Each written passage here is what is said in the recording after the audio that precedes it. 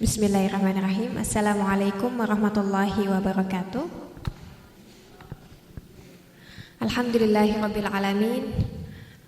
Wa bihi nasta'in wa ala umurid dunya waddin wassalatu wassalamu ala asyrafil anbiya'i wal mursalin sayyidina Muhammadin wa ala alihi wa ashabihi ajma'in.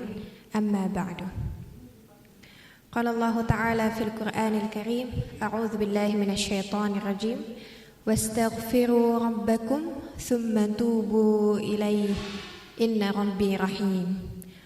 Mohonlah ampunan kepada Tuhanmu, kemudian bertobatlah kepadanya. Wa qala Allahu aidan fi Qur'anil Karim, wa tubu ilallahi jami'an ayyuhal mu'minun la'allakum tuflihun. Bertobatlah kamu semua kepada Allah, wahai orang-orang yang beriman, agar kamu beruntung. Shadaqallahul azim. Yang terhormat Ketua dan Pembina Yayasan Marwah Muslimah Center, Bapak Dr.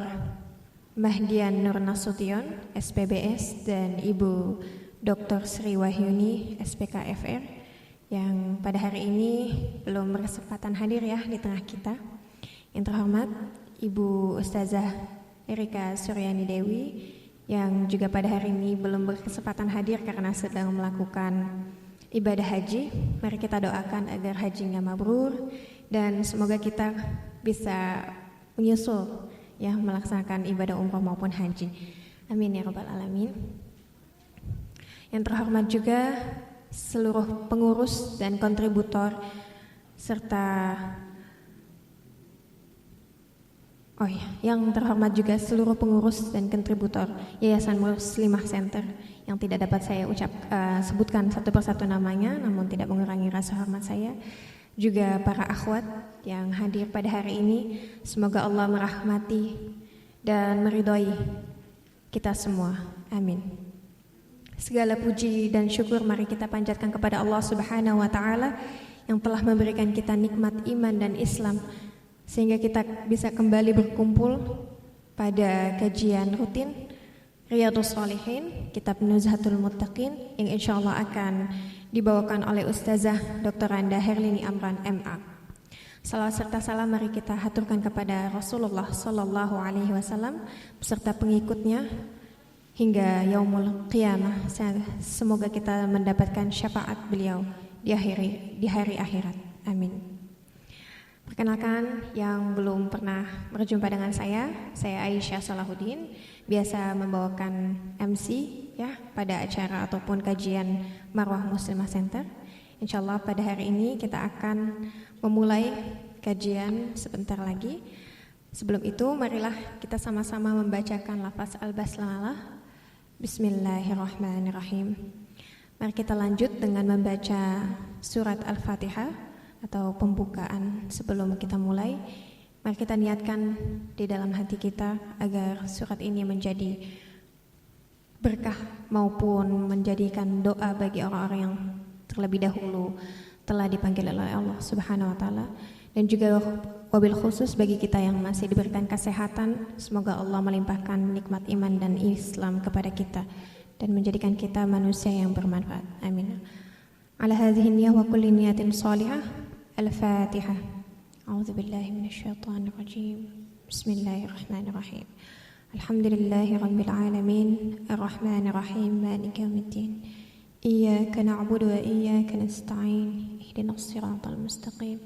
Siratal ladzina an'amta 'alaihim ghairil maghdubi 'alaihim waladdallin. Amin amin ya rabbal alamin. Baik, sebelum kita mulai ya ke inti acara, berhubung ustazahnya juga masih di jalan, ada yang baru pertama hadir pada hari ini? Ibu ya?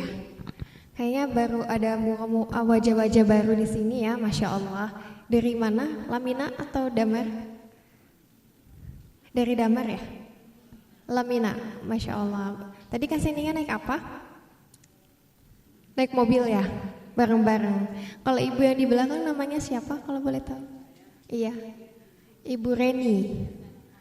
Waalaikumsalam. Alhamdulillah, Ustazah sudah hadir ya. Bismillahirrahmanirrahim. Assalamualaikum warahmatullahi wabarakatuh.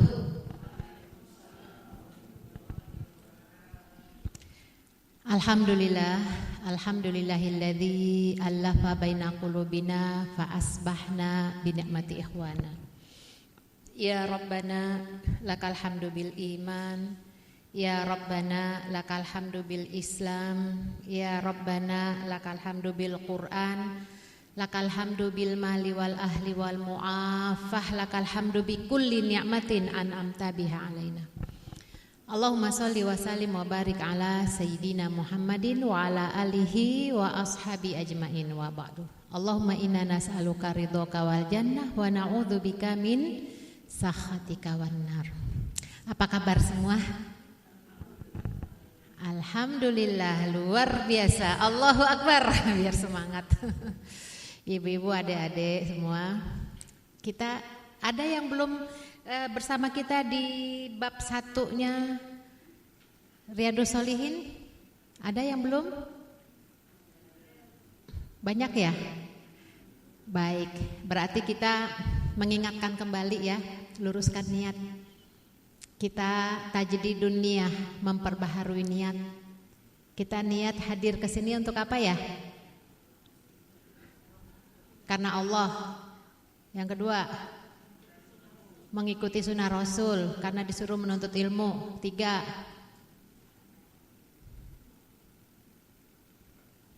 kan kita udah lewat itu. Innamal amalu binniyat. Amal tergantung niat. Terus 3 apa? Silaturahim. 4,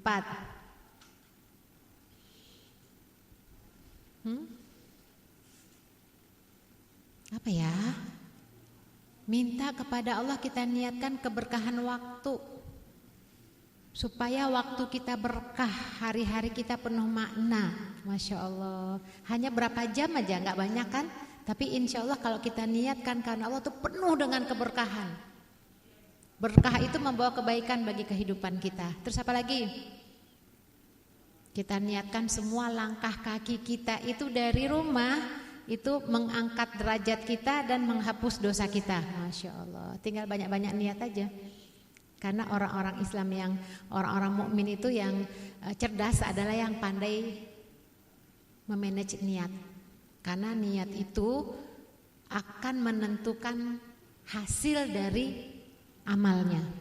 Tuh amal. Jadi kalau niatnya tidak dikelola, pahala nggak dapat deh. Karena ada 2 orang yang beramal, beraktivitas, bekerja. Yang membedakan itu hanya niat. Satu bisa jadi dapat banyak pahala, yang satu nggak dapat apa-apa. Ya, semua kembali kepada niat. Kita niatkan semuanya karena Allah. Mudah-mudahan kita juga niatkan karena kita membahas hadis Nabi SAW. Kita niatkan mudah-mudahan kita menjadi umatnya yang berhak mendapatkan syafaatnya. Jadi setiap ucapan beliau itu menjadi panduan kehidupan kita.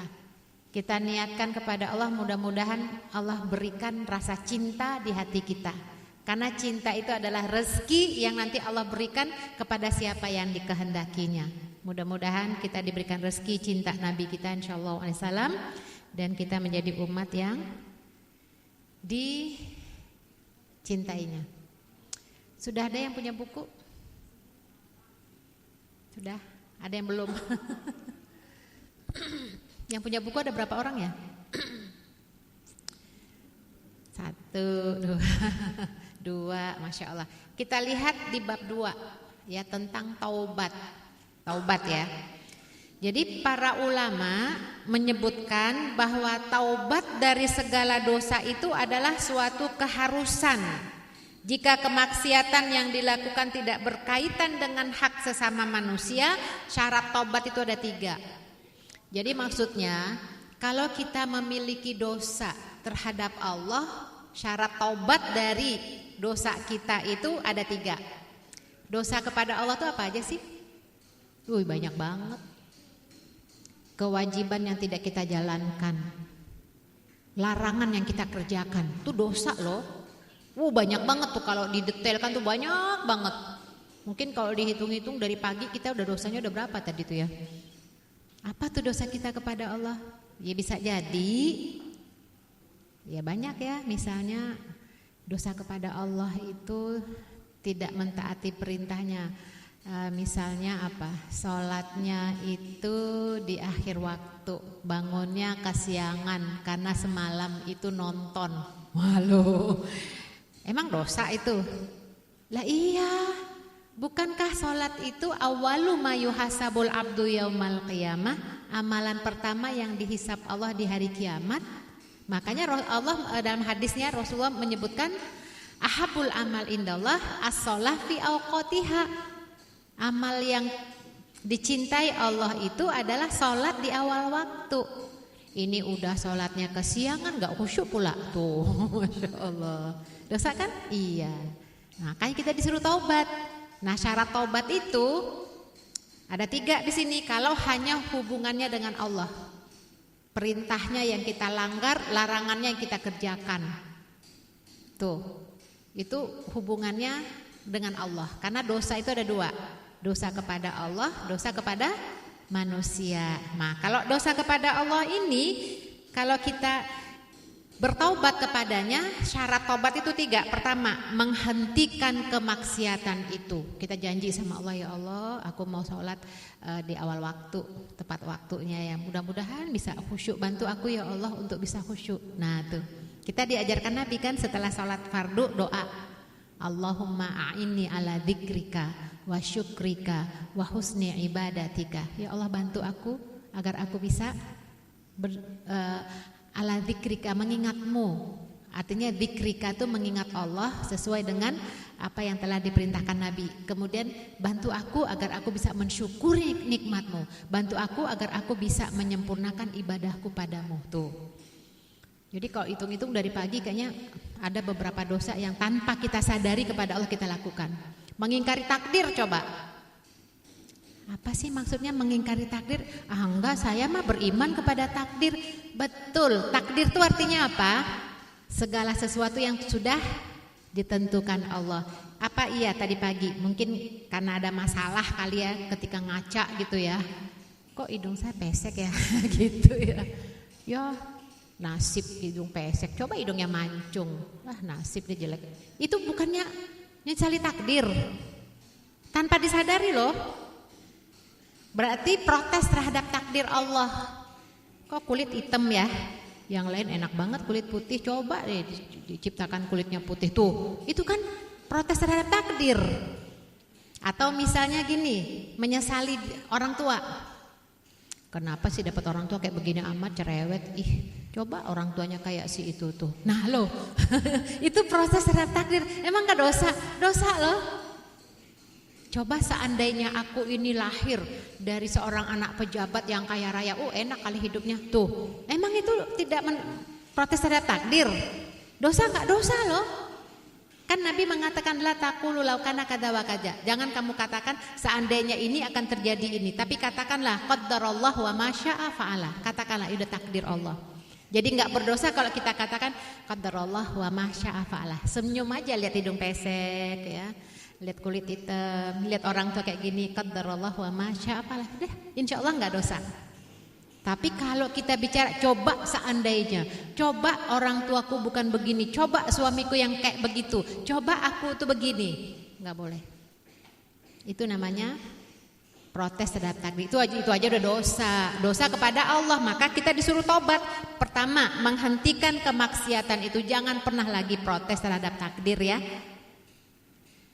Kadang-kadang orang tua yang menyebabkan anaknya nggak beriman kepada takdir. Loh, maksudnya apa? Orang tua suka ngebully anaknya sih. Dasar pesek hidungnya pesek kulit hitam keling gitu ya. Kadang-kadang dipanggil ya, hitam. Itu kan orang tua yang ngajarin anak kan. Ternyata nggak boleh ya. Jadi hentikan kemaksiatan itu, kemudian menyesali diri, menyesal. Setelah itu bertekad untuk tidak melakukan kemaksiatan itu lagi, bertekad tidak akan terulang lagi. Itu dosa kepada Allah. Dosa kepada Allah apalagi? Mata jelalatan, ngelihat aurat yang bukan mahram. Emang gak dosa nonton yang porno itu? Kayaknya ketagihan deh, seneng banget. Lihat orang berciuman, asik banget, gitu ya. Emang gak dosa? Dosa kepada Allah. Karena Allah memerintahkan kita menjaga pandangan. Siapa yang tahu surat berapa, ayat berapa kita disuruh menjaga pandangan? Ada yang tahu? Untuk laki-laki dan untuk perempuan ada loh ayatnya. Surat An-Nur ayat 30 untuk laki-laki. Qul lil mu'minin yaghuddu min absarihim. Katakan kepada laki-laki yang beriman, jaga pandangan. Tuh. Untuk yang perempuan surat An-Nur ayat 31, wa kullil mu'minat yaghuddna min absarihinna. Katakan kepada perempuan yang beriman, jaga pandangan. Jadi menjaga pandangan itu adalah kewajiban. Kalau dilanggar berarti dosa. Berarti apa? Kita sudah salah, sudah keliru, taubat. Allah tuh suka dengan orang yang bertobat ya. Nah, di antara ayatnya, kalau ada yang punya Al-Quran itu ya, silakan lihat surat An-Nur ayat 31. Itu penjelasan tentang perempuan.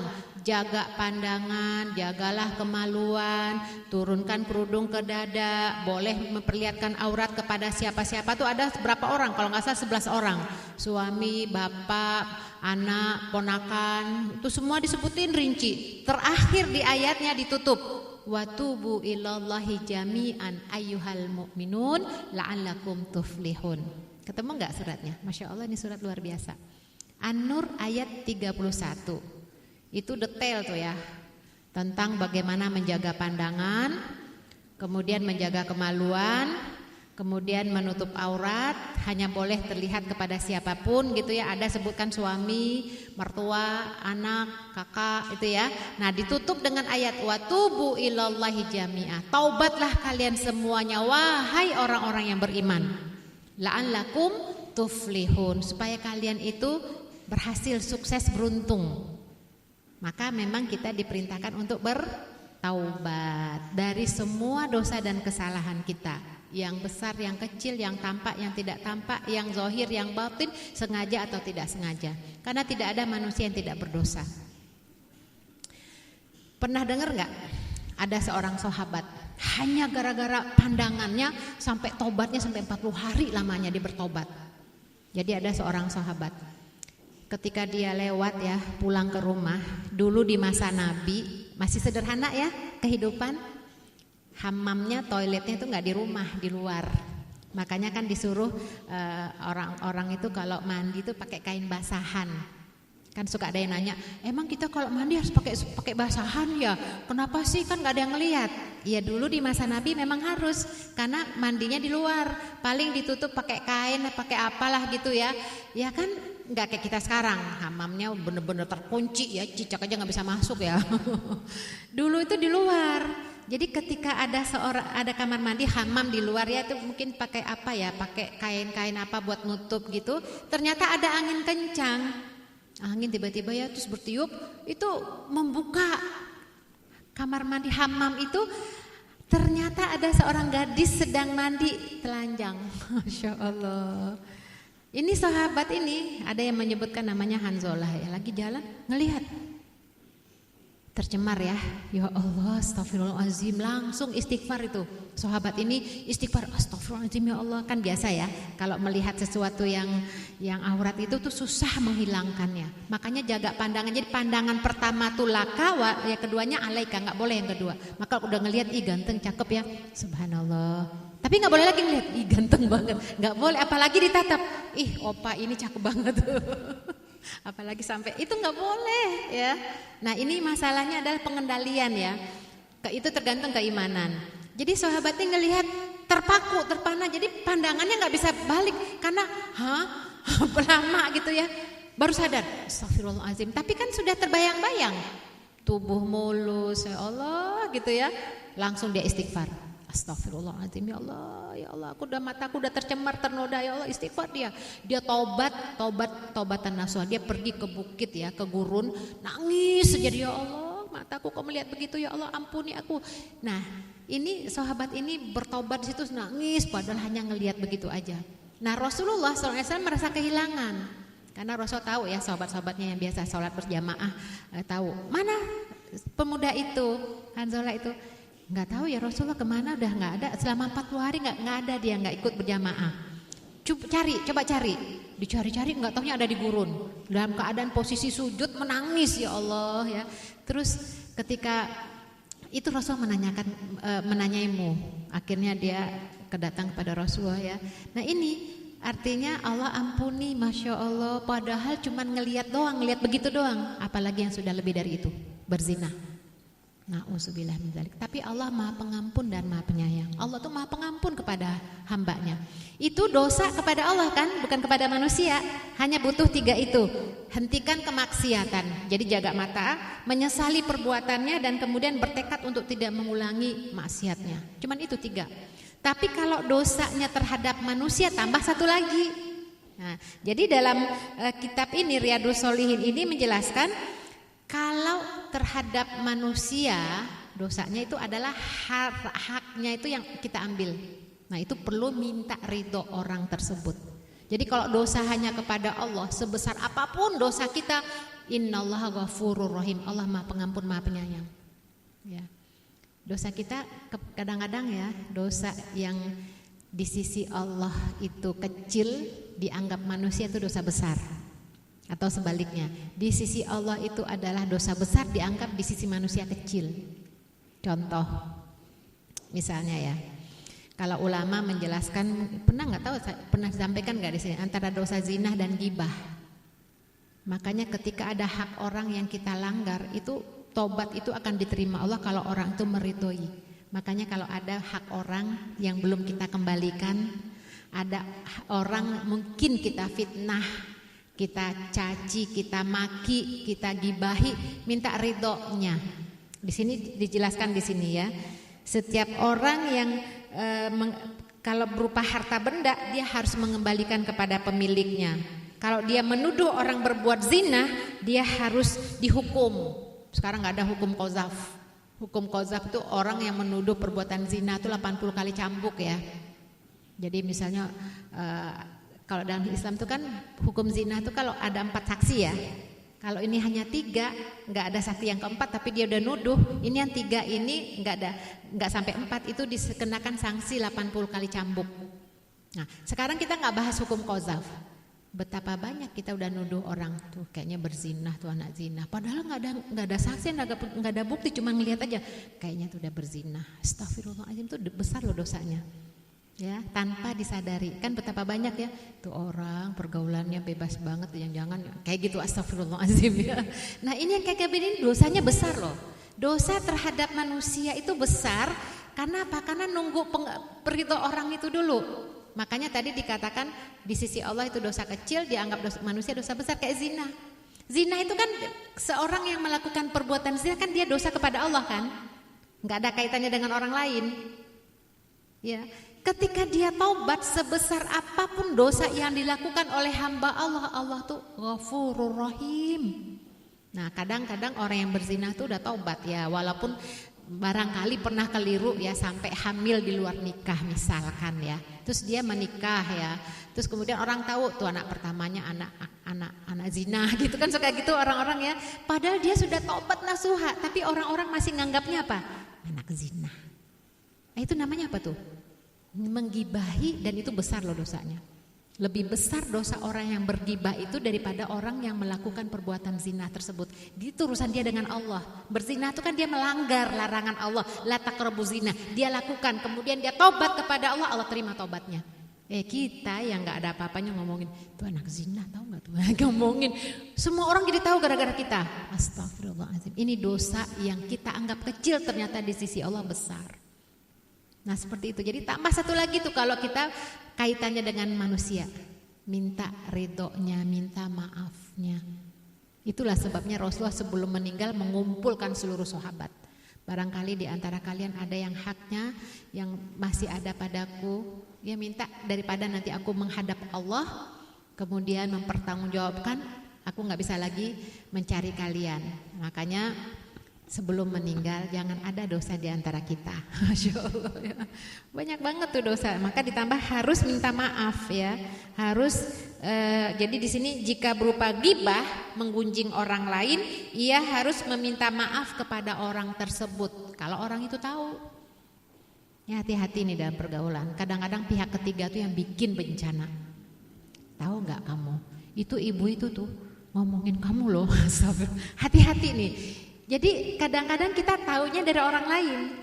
Ini dosa orang yang menyampaikan ini besar. Gara-gara dia, hubungan antara si ibu A dengan si ibu B itu jadi berantakan, jadi musuhan. Jadi itu bukan sahabat yang baik ya. Itu bukan sahabat yang baik. Oh terima kasih ya kamu udah nyampein, kalau nggak gitu aku nggak tahu. Itu justru bahaya, itu yang ketiga itu. Jadi kalau sampai kita menyebabkan orang lain bertengkar, berpecah, ya, berjidal, bermusuhan, tanggung tuh dosanya tuh. Nauzubillah min dzalik. Tapi sebaliknya, gara-gara kita orang menjadi baik, pahalanya besar tuh. Lebih besar daripada pahalanya sholat, puasa, sedekah, yaitu mengislah, memperbaiki antara dua manusia. Tuh. Ya. Jadi kalau hubungannya dengan manusia itu harus minta keridhoannya, gitu ya. Ini taubat ya. Wa tubu ilallahi jami'an ayyuhal mu'minun la'allakum tuflihun wastaghfiru rabbakum tsumma tubu ilaih. Mohonlah ampun kepada Rabbmu, kemudian bertobatlah kepadanya. Ini ayat-ayatnya disebutkan di sini. Ya ayyuhalladzina amanu tubu ilallahi taubatan nasuha. Tobatlah kepada Allah dengan taubat nasuha. Jadi Allah itu Maha Pengampun, sebesar apapun dosa kita terhadap Allah. Maha Pengampun. Apa coba dosa yang enggak diampuni Allah? Semuanya itu akan diampuni Allah, ya. Nah, di sini di hadis yang pertama itu dijelaskan dari Abu Hurairah, yaqulu Rasulullah sallallahu alaihi wasallam, wallahi inni la astaghfirullah wa atubu ilaihi fil yaum aktsar min 70 marrah. Demi Allah, ya kata Rasulullah ya ketika Abu Hurairah meriwayatkan hadis ini, aku beristighfar kepada Allah dalam sehari itu sebanyak 70 kali. Di hadis lain dikatakan ya bahwa ya ayuhan nas tubu ilaihi wa astaghfiruhu fa inni atubu fil yaumi marrah. Ini bilangannya dalam hadis ini ada 70, ada 100. Jadi kalau dalam penjelasan hadis ini adalah menganjurkan, memerintahkan umat Islam taubatlah kepada Allah. Kan kita dosa kita tuh banyak, kadang-kadang enggak sadar ya. Itu Allah memerintahkan kita untuk bertobat. Coba lihat Rasulullah sallallahu alaihi wasallam.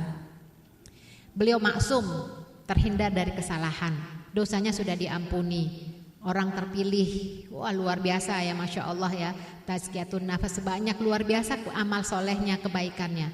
Setiap hari saja tuh bertaubat kepada Allah, beristighfar 70, di hadis lain 100. Itu bukan masalah bilangan jumlahnya, semakin banyak semakin baik. Nah kita sehari istighfar berapa kali? Habis sholat 3 gitu kayaknya nggak sampai. Perbanyak aja istighfar, lagi bengong tuh astaghfirullahaladzim wa atubu ilaihi, astaghfirullahaladzim wa atubu ilaihi, gitu ya. Karena dosa kita banyak, apalagi dosa terhadap manusia. Banyak loh dosa terhadap manusia, nggak hanya ghibah. Ini yang terkait dengan hak orang. Anak-anak aja misalnya dosa sama orang tua. Mata melotot aja tuh udah dosa loh. Bahkan Imam Syafi'i mengatakan dengan orang tua aja, dengan sendalnya aja nggak boleh berjidal, berbantah-bantah. Ini malah orang tua berbantah-bantah, nadanya tinggi, suaranya, matanya melotot, itu udah lebih parah, itu durhaka. Nah, jadi itu kan banyak dosa kita kan? Ya ibu-ibu dulu waktu masih kecil dengan orang tua yang hatinya sedih, orang tua sampai nangis, itu dosa loh. Dan dosa kepada orang tua itu DP-nya di dunia, tidak di akhirat, dikasih DP di dunia. Makanya mumpung masih orang tua masih hidup, minta ridhonya terus. Ya, bahkan memandang wajah orang tua dengan penuh kasih dan sayang itu pahala loh. Yatin ya, kita doakan pahala. Sebaliknya ketika kita menyebabkannya tidak suka, wajahnya sudah berubah, itu termasuk dosa. Bahkan dalam surat Al-Isra ya, surat 17 ayat berapa ya, yang berbunyi di ayat 23, surat berapa lah, 17 23 kalau nggak salah ya, wabil walidaini ihsana, Wa qadara rabbuka alla ta'budu illa iyyahu wa bil walidaini ihsana. Imma yablugha ahadukum itu ya. Ketika berbakti kepada orang tua itu disampingkan ya, maksudnya digandeng ya. Jangan menyekutukan Allah. Kemudian berbuat baiklah kepada orang tua. Ketika orang tua sudah tua berada dalam pengawasanmu, fala taqul lahuma uff. Di situ dikatakan. Uff, tahu uff, alif dan fa. Terjemahannya itu apa ya? Cis ya. Kalau dalam Al-Quran, uff itu surat 17 ayat kalau nggak salah 23, 24 ya. 23, 24 ya. Ya. Fala taqul lahuma uff. Tahu nggak arti uff? Kalau terjemahan kita tuh cis ya. Sebenarnya itu 2 huruf, alif dan fa. Itu kalau para ulama tafsir mengatakan itu adalah bentuk nggak suka. Walaupun hanya dengan mengerenyitkan kening. Lihat orang tua terus gitu ya, itu jangan berkata jangan berbuat itu aja nggak boleh, apalagi sampai suaranya besar, menghardik, membentak, itu lebih parah. Bahkan kalau itu bisa juga seperti nulisnya gimana tuh? Tulisnya gimana nulisnya? Cekak-cekak, cek-cek. Nggak tahu cekak-cekak itu gimana sih, nggak tahu lah ya. Itu karena susahnya membuat simbol itu. Itu aja sudah tidak boleh, apalagi lebih dari itu. Coba besarkan dosanya. Nah, dosa itu akan diampuni Allah kalau orang tua kita memaafkan kita. Makanya jangan lupa terus minta ridhonya orang tua. Karena ridho Allah fi ridhol walidain ya. Ridho Allah itu terletak pada ridho orang tua. Dan ridho Allah itu ketika orang tua ridho, hidupnya lancar deh. Yakin berkah hidupnya. Waalaikumsalam. Ketika hati orang tua itu lapang kepada anaknya, ridho, makanya mintain ridho orang tua terus menerus supaya hidup kita berkah, lancar usaha kita, semoga sukses hidup kita dunia dan akhirat ya. Jadi kalau taubat itu dengan Allah dan dengan manusia, kalau dengan Allah sebesar apapun dosa kita, Allah akan ampuni ya. Kalau dengan orang lain, orang itu telah memaafkan kita. Cuman begini ya, kalau kita sering menggunjing orang, kita perlu minta maaf ridhonya orang tersebut kalau orang itu tahu kita telah menggunjinginya. Tapi kalau kita tidak tahu bahwa kita telah mengunjunginya, nggak perlu minta maaf, tapi cukup mendoakan orang itu, ya Allah ampunilah dia, berilah dia hidayah, doakan kebaikan ya. Justru kalau dikasih tahu itu malah nanti tidak baik hubungannya ya. Maaf ya Bu, saya sudah mengunjungi Ibu tadi gitu. Langsung dia, oh ternyata nggak begitu ya. Jadi kalau belum tahu udah nggak usah dikasih tahu, tapi kita doakan dia, ya Allah, aku mohon ampun kepadamu karena telah membicarakannya. Ya Allah berikan dia kemudahan dalam hidupnya, kesuksesan, berilah dia hidayah, ampuni semua dosa dan kesalahannya. Seperti itu ya. Jadi taubat itu penting ya. Rasulullah aja yang maksum bertaubat setiap hari, padahal Rasul itu nggak ada dosanya loh. Itu mengajarkan kita untuk bertaubat kepada Allah. Dan bilangan istighfar itu bukan hanya bilangan harus 70, harus 100, tapi semakin banyak semakin baik. Karena dosa kita tuh kadang-kadang nggak terasa kita lakukan, diam-diam aja bisa bikin dosa. Lagi nunggu ngantri lampu merah yang macet ya, lihat orang. Ini orang sombong banget sih, mentang-mentang mobilnya mahal gitu ya. Kan suka menilai orang, kan emang gak dosa tuh, dosa lagi ngeliatin orang, kayaknya betul. Apa saja dikomentari, komentar itu bahaya. Apalagi komentar itu menjudge. Kayaknya sih sok pinter kayaknya tuh. Apalagi kalau artis-artis ya, komentar tuh kan nggak disaring dulu deh. Rugi kita. Ternyata syukurin dia bisa bercerai, kayak akhirnya ketangkap juga. Astagfirullahaladzim. Enggak, maksudnya kalau ada yang aneh-aneh gitu, yang terbaru gitu, langsung komen, kita nggak kenal dia, kenapa kita komentari? Doain aja ya Allah semoga. Jadi setiap kita melihat apapun yang ada di sekitar kita, supaya tidak mendatangkan dosa kepada kita, membahayakan akhirat kita, doakan. Ya Allah, Allah mahdi, ya Allah berilah dia hidayah, ya Allah berikan dia kemudahan. Itu lebih bagus untuk menjaga kebersihan hati ya. Jadi sekali lagi, Dosa terhadap Allah, Allah Maha Pengampun sebesar apapun dosa manusia tersebut. Tapi kalau dosa yang terkait dengan orang lain, Allah tidak akan mengampuni sampai orang itu ridho. Ini kayaknya banyak pahalanya nanti kayaknya orang-orang yang public figure deh. Semuanya ngomongin dia. Setiap orang ngomongin dia tuh ketika tidak ada lagi dosanya yang ditransfer, pahala orang itu yang ditransfer.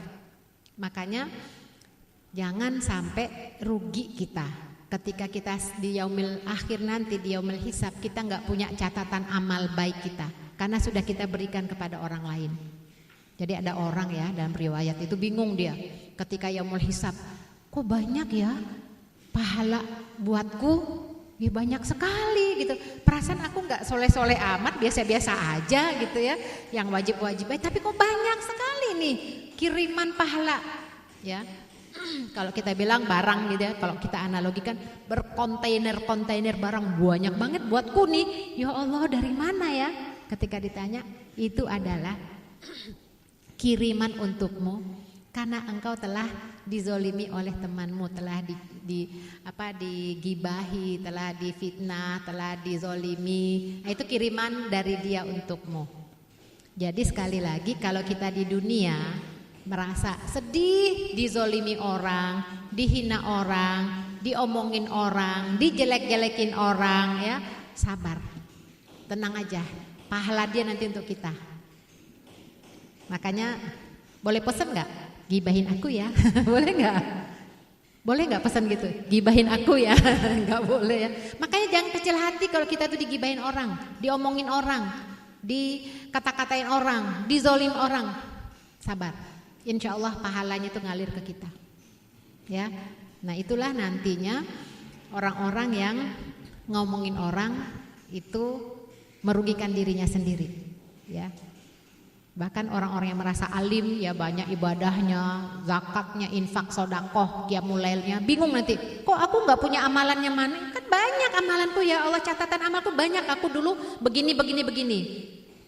Terus dikatakan habis untuk diberikan kepada orang yang kamu dulu zalimi, yang dulu kamu omongin, yang dulu kamu kata-katai, yang dulu kamu maki-maki, yang dulu kamu benci. Nah, udah habis. Ya, jadi sekali lagi. Dosa ada dua, jadi kita nggak tahu dosa kita sebesar apa. Kewajiban kita bertaubat, taubatan nasuha. Allah itu maha pengampun kepada hambanya. Saya ingin menyampaikan dosa yang pernah dilakukan oleh seorang pemuda di masa Nabi. Dia itu petugas penggali kubur. Jadi kalau ada jenazah dia ngaliin kubur ya. Nah itu dan kerjanya lagi tanda kutip sampingan mencuri kain kafan. Kan mahal tuh kain kafan di masa itu ya.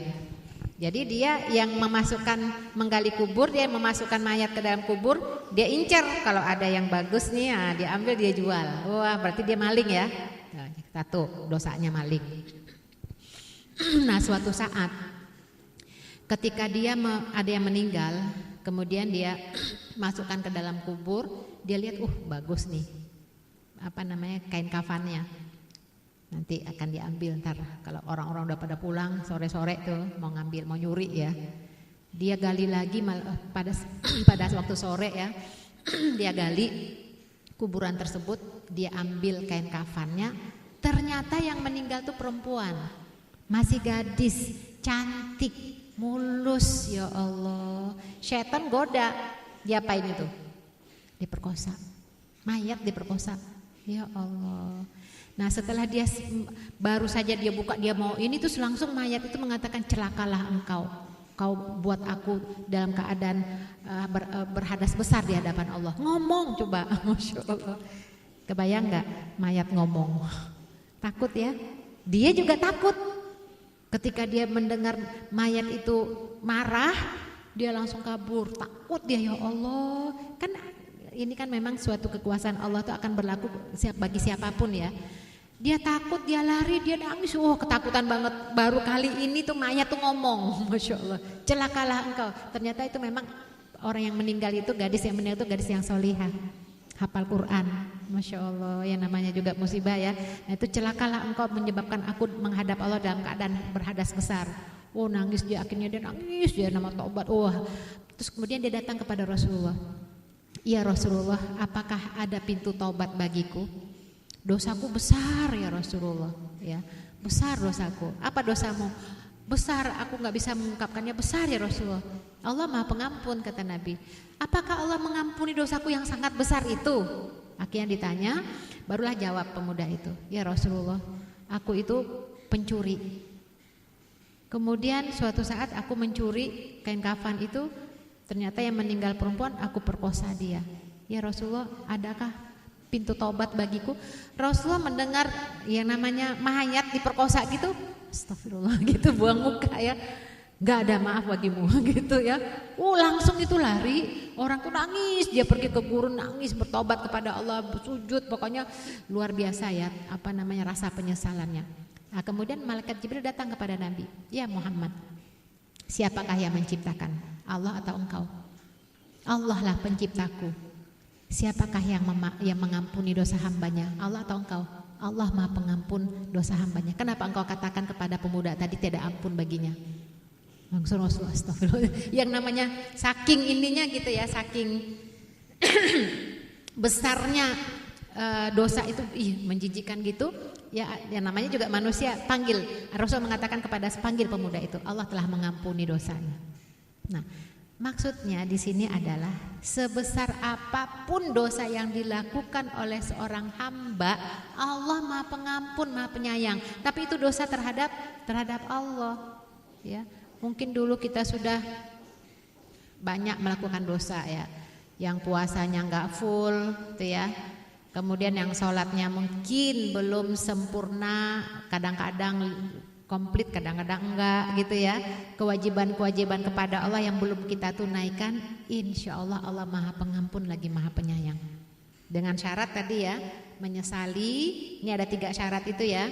Menyesali, menghentikan maksiat tersebut, kemudian bertekad untuk tidak melakukan kemaksiatan itu lagi. Nah itu hanya kepada Allah. Tapi kepada manusia nggak bisa, tunggu dulu. Sampai manusia itu ridho. Dosa kepada suami, dosa kepada mertua, dosa kepada orang tua, dosa kepada tetangga, kepada siapapun harus minta ridhonya. Apalagi yang terkait dengan haknya. Membangun rumah pakai sejengkal kelebihan tanah, misalnya tanah warisan ya, yang bukan hak kita bangun. Itu tetap dianggap dosa sebelum orang tersebut, saudara tersebut meridhoi itu. Berat memang ya. Ya. Jadi ini hadisnya ya. Kemudian hadis berikutnya adalah di hadis 3 Anas bin Malik ya. Itu disebutkan Allahu afrahu bitaubati abdihi min ahadikum saqata ala ba'irihi wa qad adallahu fi ardi falatin, muttafaqun alaih. Allah itu lebih gembira terhadap tobat hambanya daripada seseorang di antara kamu yang mendapatkan untanya yang telah hilang di gurun Sahara. Masya Allah. Ngebayangin gak kalau kita katakan unta itu mobil misalnya. Mobil kita hilang, mobil yang kita beli dengan susah payah, terus ketemu, Masya Allah, senang kan? Ternyata Allah lebih senang lagi daripada, lebih dari itu ketika ada hambanya yang bertobat kepadanya. Allah lebih senang lagi. Insya Allah. Ya, bahkan kalau dalam riwayat lain ya disebutkan bahkan isinya tuh komplit unta itu dengan makan minumnya. Ternyata Allah tuh Maha Penyayang, Maha Pengasih kepada hamba-hambanya. Sebesar apapun dosa yang dilakukan hambanya, ayo, Masya Allah, Allah tuh Maha Pengampun, Maha Penyayang. Ya. Dan tentu saja kita sebagai hamba Allah itu diperintahkan untuk jangan merasa mentang-mentang. Oh, aku telah diampuni. Ada di sini bainal khauf wa roja, antara takut dan harap-harap cemas. Jadi jangan merasa Allah kan Maha Pengampun, nanti juga diampuni, tenang aja. Terus apa? Sekarang buat lagi. Ya kali, gitu nggak boleh ya. Karena di sini yang namanya taubat udah. Taubat nasuha itu stop semua bentuk dosa dan maksiat. Allah Maha Pengampun. Justru yang tidak diharapkan itu adalah taubat sambel. Dosa bikin terus, kemudian tobat, kemudian kerjain lagi. itu nanti bisa malah mengeraskan hati, ya, hati jadi keras, ya. Jadi sekali lagi dari pemaparan hadis tadi bahwa Allah itu memiliki kasih sayang dan cinta yang sangat luas dengan menerima taubat hambanya. Masya Allah, Allah itu lebih sayang daripada seorang ibu terhadap putranya. Allah tuh maha penyayang kepada kita.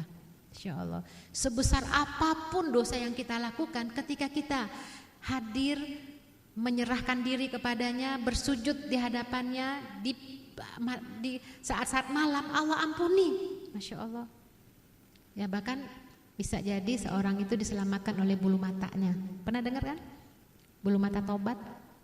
Pernah dengar gak? Seseorang itu diselamatkan dari bulu mata taubatnya. Saya ulangi lagi kisahnya.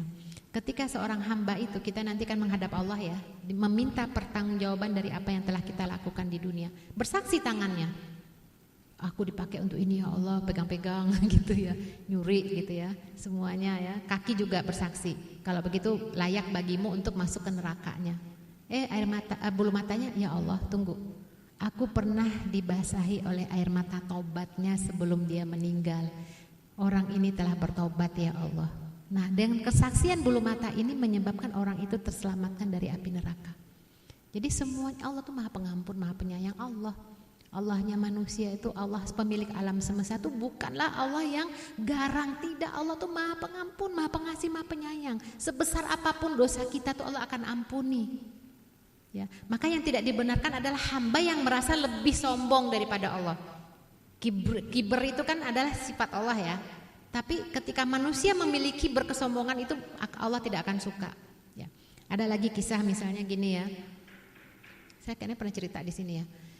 Seorang non Muslim Chinese masuk Islam, kemudian dia menutup aurat, kemudian diusir oleh orang tuanya. Dia akhirnya tidak diakui sebagai keluarganya oleh orang tuanya, sampailah dia itu beberapa belas tahun ya tidak dianggap sebagai anak oleh keluarga tersebut. Tapi anak ini terus mendoakan orang tuanya, terus memantau seperti apa perkembangan orang tuanya. Nah, suatu saat ayahnya sakit parah, ibunya udah meninggal ya. Ibunya meninggal dalam keadaan memang tidak suka sama dia ya. Dia udah muslimah bagus keislamannya. Ketika orang tuanya sakit, dirawat di rumah sakit, itu dia datang menjenguk orang tua, papinya itu yang udah tua ya. Sementara abang-abangnya sibuk usaha. Dia tunggui papinya itu di rumah sakit ya. Dia layani, dia semua dia lakukan. BAB apa segala macam dia nyebokin, dia nyuapin, sampai papinya itu heran. Kamu kok mau melayani papi? Kan dulunya udah diusir, udah nggak dianggap keluarga. Islamlah yang mengajarkan saya untuk berbakti kepada orang tua walaupun beda agama. Jadi dia tuh betul-betul dengan keikhlasannya betul-betul berbakti ya pada saat orang tuanya itu sakit parah di rumah sakit. Padahal dulu dia diusir. Dia dulu dihilangkan ya, maksudnya statusnya dari kakaknya ya. Betul-betul gak dianggap. Tapi ketika mendengar ayahnya sakit, dia datang dan dia jelaskan, Islamlah yang mengajarkan aku seperti ini, Pi. Kalau gitu bagus agamamu. Makanya papi masuk Islam, berdakwah dia. Bagaimana caranya? Dia bersyahadat. Asyhadu alla ilaha illallah wa asyhadu anna Muhammadar Rasulullah. Sorenya meninggal. Masya Allah. Ini menunjukkan Allah maha penyayang ya. Sebesar apapun dosa yang dilakukan si papih ini dari awal, itu dia tuh tidak menyukai Islam, tidak menyukai anaknya. Bahkan dulu katanya kepada anaknya, kamu boleh masuk agama apapun asal jangan Islam. Ternyata coba Allah yang membolak-balik hati manusia ya. Allah cinta sayang dengan perempuan itu, putri itu ya. Setelah dia Islam, dia berdoa dengan ikhlas, dengan tulus, walaupun butuh proses yang panjang pengabulannya. Di akhir hayatnya papinya masuk Islam. Kan coba, belum sempat sholat, belum tahu apa-apa, hanya bersyahadat. Allah maha pengampun, maha penyayang ya. Nah, jadi di sini kita diperintahkan untuk bertobat kepada Allah ya. Di hadis kelima dari Abi Hurairah, qala Rasulullah sallallahu alaihi wasallam, man taba qabla an tatlu'u syamsu min maghribiha taballahu alaihi. Barang siapa yang bertobat sebelum matahari terbit dari arah barat, maka Allah akan menerima taubatnya. Artinya apa? Allah akan menerima taubat semua hambanya apabila belum ada tanda-tanda kiamat. Ya kan, kalau matahari sudah terbit dari arah barat ya udah deh. Oh kalau gitu asik dong ya, kita bisa maksiat dulu, kemudian kita nanti udah ini taubat. Tunggu dulu, siapa yang bisa nyangka ajal kita? Orang yang berniat ya untuk berbuat baik itu akan mendapatkan pahala kebaikan. Tapi ketika orang berniat untuk berbuat jahat itu ditunda. Maksudnya apa sih? Gini, jangan pernah kita mengabaikan atau merasa ya Allah kan Maha Penyayang, kita juga sekarang nggak apa-apa deh kita berbuat dosa nanti diampuni. Tunggu dulu. Pernah dengar nggak 2 orang dari Bani Israel, kakak dan adik, yang adiknya ahlul maksiat, hidupnya penuh dengan kehidupan malam, minum-minum, main perempuan dan segala macam. Pernah dengar? Si kakaknya itu ahli ibadah, tinggal di pegunungan, kerjanya ibadah saja. Nah, suatu saat di hati kakaknya pengen deh nyobain kayak apa sih yang dirasakan oleh adikku itu. Kan Allah selama ini bertahun-tahun aku hidupnya beribadah terus. Pengen aja deh ngerasain kayak apa sih maksiat itu. Ntar habis itu tobat lagi. Ya kan selama ini kan juga ibadah. Pengen nyoba ngerasain tuh apa yang dilakukan oleh adiknya, nanti taubat setelah itu. Nah, si adik ini dia merenung. Ya Allah, aku habiskan waktuku untuk maksiat kepadamu.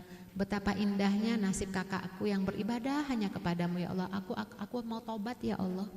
Nah akhirnya mereka naik tuh ya. Yang adiknya mau ngikutin kakaknya mau taubat, si kakak pengen nyobain maksiat yang dilakukan adiknya. Di pertengahan jalan itu mereka jatuh dan dua-duanya meninggal. Terus malaikat menyebutkan di situ, si adik masuk surga, si ahli ibadah masuk neraka. Jadi apa? Jangan pernah coba-coba di hati kita untuk melakukan maksiat. Karena dia sudah menuju ke tempat maksiat itu. Jadi yang lain itu enggak dipandang. Karena apa? Karena innal a'mal fil khawatim. Amal itu tergantung akhirnya. Ya, nauzubillah min dzalik. Jangan pernah coba-coba. Nanti taubat kan bisa nanti. Sekarang nggak apa-apa zina dulu, pacaran dulu nggak apa-apa. Nanti kan udah masuk ini nih kuota haji. Nanti taubatlah waktu di haji. Nggak bisa begitu. Siapa yang bisa jamin ajal ya? Tiba-tiba meninggal gimana? Ya Allah. Kalau untuk urusan kewajiban jangan ditunda. Segera kerjakan. Apalagi untuk hal-hal yang dosa. Jangan terpikir. Ntar taubat deh. Ntar gampang deh minta maaf aja. Ntar gampang, jangan pernah coba-coba. Ya. Baik. Kemudian di hadis ke-7 panjang ya hadisnya, dari Zir bin Hubaish. Aku datang kepada Sofwan bin Asal. Aku hendak bertanya tentang mengusap 2 khuf. Khuf itu tahu kan? Bukan kaos kaki ya, semacam ya kaos kaki tebal gitu dari kulit ya. Jadi itu nggak bisa dipakai di luar. Biasanya ada lagi dipakai sepatu lagi, itu khuf ya. Sesampainya aku di tempatnya, aku bertanya, Zir, apa maksud kedatanganmu? Aku mencari ilmu. Ya saya bacakan terjemahannya karena hadisnya panjang. Sesungguhnya malaikat meletakkan sayap-sayapnya untuk orang yang mencari ilmu, sebagai tanda senang terhadap apa yang dicarinya. Aku ragu tentang mengusap 2 khuf setelah buang air besar dan buang air kecil. Engkau adalah seorang sahabat Rasulullah Shallallahu Alaihi Wasallam. Karena itu aku datang untuk bertanya, apakah engkau pernah mendengar Rasulullah SAW menyinggung masalah ini? Ya, beliau memerintahkan kami ketika sedang bepergian untuk tidak melepas khuf selama 3 hari 3 malam kecuali jika junub. Jadi khuf tetap dipakai meski buang air besar, buang air kecil dan tidur. Apakah kamu pernah mendengar Rasul berbicara tentang cinta? Jadi yang pertama yang ditanya oleh Zir itu adalah mau nuntut ilmu. Terus nanya tentang khuf. Masalahnya masalah sepele. Itu ilmu loh. Ilmu itu adalah sesuatu yang tidak kita tahu jadi tahu. Sesuatu yang kita tidak paham akhirnya dipahamkan, itu ilmu. Walaupun hanya 1 persoalan. Kan nanya khuf, gimana ya pakai khuf? Ya kalau sekarang mungkin pertanyaannya, bagaimana dengan pakai kaos kaki? Boleh nggak kita nggak usah bersihkan kaki, cuci kaki ketika wudhu, cukup diusap aja di atasnya. Ya, selama ini kan ada yang ya macam-macam lah amal yang dilakukan, tapi di hadis ini disebutkan boleh kita mengusap kaos kaki ya sebelum memakai itu berwudu dulu ya. Di rumah kita wudhu dulu, kemudian kita pakai kaos kaki, terus kita batal ketika kita di jalan hanya mengusap di atas tuh boleh dengan syarat, ada syaratnya. Kalau kita musafir 3 hari tidak dibuka kaos kakinya. Itu kalau musafir ya, itu boleh diusap. Kalau kita tidak musafir, kata mukim nih, nah mukim ini kita kan nanti keluar susah lah ya, nanti kakinya bagaimana tuh, boleh diusap di atasnya dengan syarat 1 hari 1 malam tidak dibuka kaos kakinya. Artinya apa? 24 jam pakai terus. Ya, nah ini ilmu ya. Walaupun tidak dalam keadaan musafir ya. Jadi ini kalau dalam musafir ini 3 hari 3 malam kan sedang berpergian ya, 3 hari 3 malam. Kalau tidak musafir kita misal beraktivitas 24 jam misalnya dari jam 12 malam sampai jam 12 berikutnya ya. Nah itu nggak apa-apa. Kita selama 24 jam itu tidak membuka kaos kaki. Jadi kalau wudu tinggal diusap aja di atasnya. Ya, kalau tidak sampai 24 jam berarti belum dibolehkan. Ya.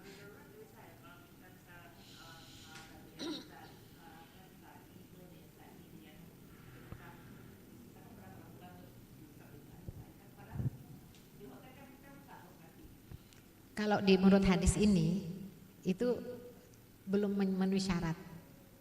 Jadi tetap harus dibuka kalau belum sampai 24 jam. Begitu ya. Ini kan kita berdasarkan hadis ini ya. Ada ininya nanti pelajaran kita ambil ya. Jadi ini satu tadi ya ilmu tentang khuf. Kemudian yang kedua pertanyaan berikutnya itu adalah tentang cinta ya. Apakah kamu pernah mendengar Rasulullah berbicara tentang cinta?